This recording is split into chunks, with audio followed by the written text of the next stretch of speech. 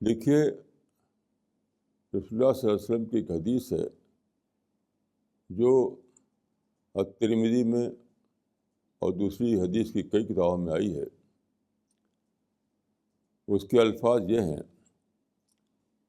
مثل المؤمن کمثل المطر لا یدری اولہ خیر ام آخرہ.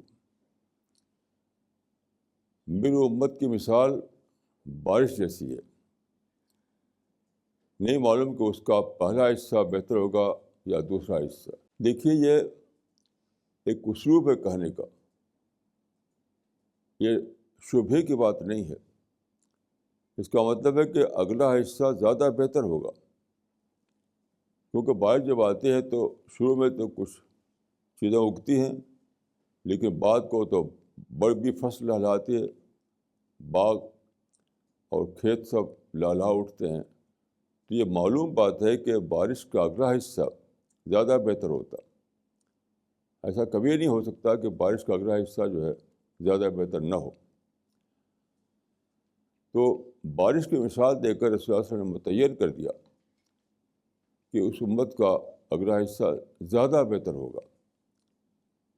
دیکھیے، یہ امت کی فضیلت نہیں ہے. سب سے بڑی بات جاننے کی وہ یہ ہے کہ یہ آیت امت کی فضیلت کو نہیں بتاتی.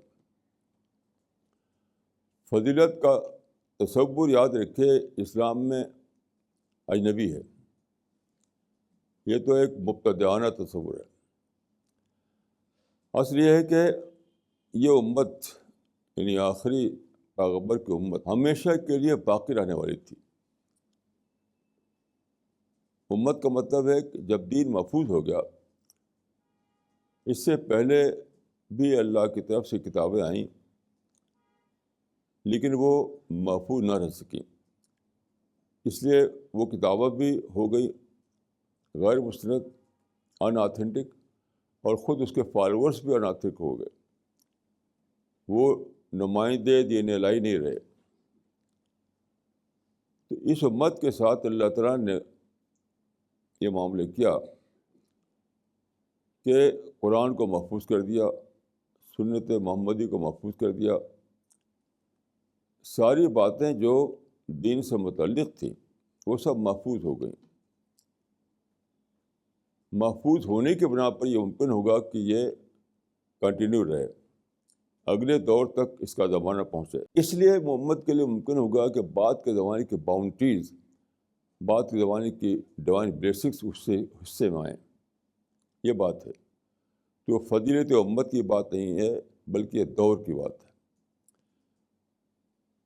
تو اب ہم اسی نئے دور میں پہنچے ہیں. اس نئے دور کے بارے میں حدیثوں میں اور قرآن میں بہت ساری آیتیں اور حدیثیں ہیں. ان میں خزانہ ہے، بہت بڑا خزانہ، یعنی بڑی معرفت، ہائر فارم آف ریئلائزیشن، بڑی معرفت، بڑی قربت خداوندی، بڑا دعوت اللہ کا کام. ہر چیز زیادہ بڑے پیمانے پر اچیو کرنا ممکن ہو گیا. لیکن مسلمان اس سے قطعاً محروم ہیں. کچھ بھی انہیں اس نئے دور میں جو ہائر فارم آف دین خداوندی جو تھا اس کا حصہ انہیں نہیں ملا، کیونکہ انہیں خبر ہی نہیں اس کی. وہ تو جانتے ہیں کہ نیا دور دشمن اسلام دور ہے. نیا دور ہرگز دشمن اسلام دور نہیں ہے، وہ پرو اسلام دور ہے.